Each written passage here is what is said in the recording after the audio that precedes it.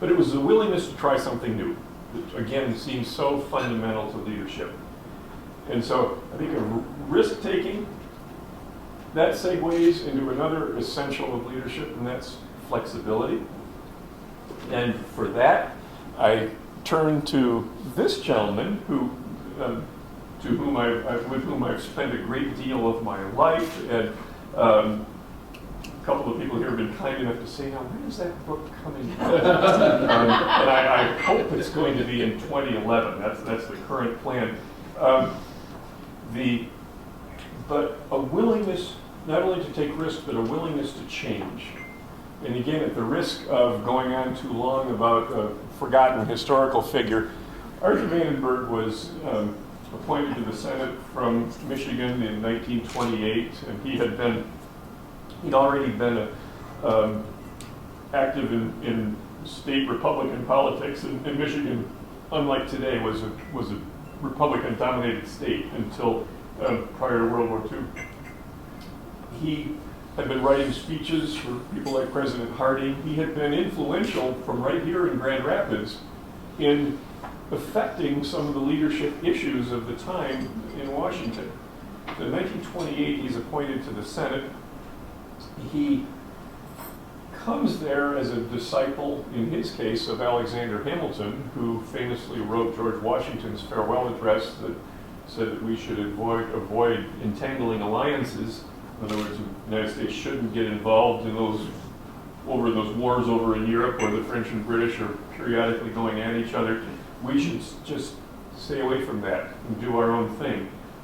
That evolved in his political career to the point where he became one of the leading isolationists at the time between World War I and World War II, and said, you know, as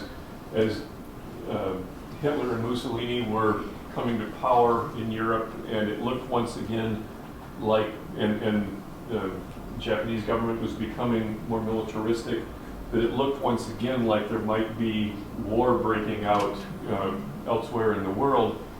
He became one of the leaders in pushing for the U.S. to be absolutely neutral, to not sell arms to any governments involved in a conflict, to just stay removed from other people's wars. And he was viewed as one of the very strongest advocates of neutrality and of isolation. But then Pearl Harbor happened, and it was impossible for the United States to be isolated and neutral because we had been attacked. And that ended isolationism during the course of the war for everybody, but there was a real temptation on the part of the American people, as there continues to be today, to say, we have no business engaging in these foreign adventures that are potentially dangerous, that are certainly risky. We need to pull back. And sometimes that makes sense. It's not an either or. Those are matters of great leadership decision. But there was a real fear that after World War II, we would be exhausted and tired from the fighting, want to come back home and not have anything to do with the rest of the world, which was in shambles at that time, particularly and Russia was very strong and controlled half of Europe, and well, we should just come home. And Vandenberg at that point was a very respected senior member and later became chairman of the Senate Foreign Relations Committee. He was appointed by President Roosevelt to go to the United Nations, and he had fought after World War I, the United States getting involved in any League of Nations or post-war organizations. Now here he is being responsible at the end of World War II to decide what role the United States should play in the world. And he recognized that things had changed, whether it was the atomic bomb, whether it was American economic strength and worldwide interests, all the factors that went into saying we had global responsibilities and we couldn't run away from the rest of the world.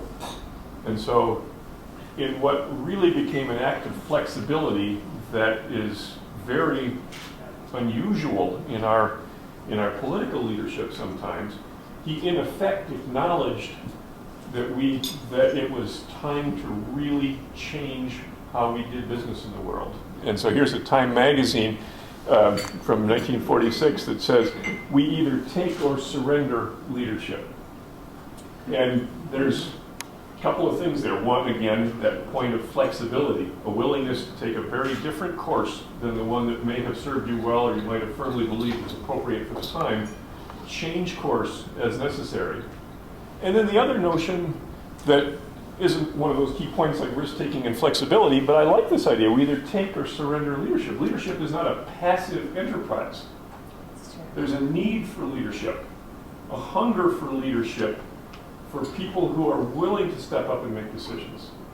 And so you don't just back into it. You either accept that responsibility or you don't.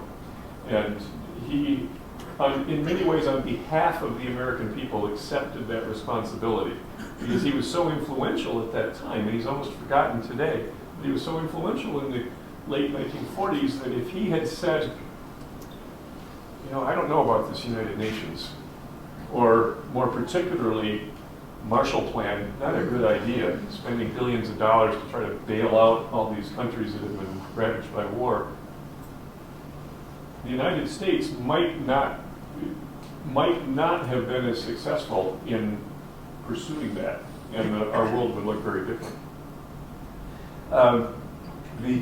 The third quality of leadership that I keep thinking about, and it actually was mentioned to me by, there are two current and former college presidents in this room, and I was talking with a third with whom I worked at Meijer, Mark Murray, who some of you know, and mentioning that I was joining you here today, and he said, well, I think a key ingredient of leadership is tenacity.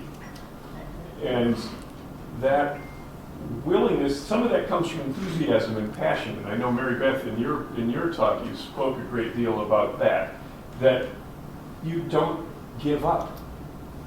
Maybe that's part of that active leadership notion too, but tenacity. Writing a biography isn't leadership, but I guess I'm tenacious about finishing Senator Vandenberg.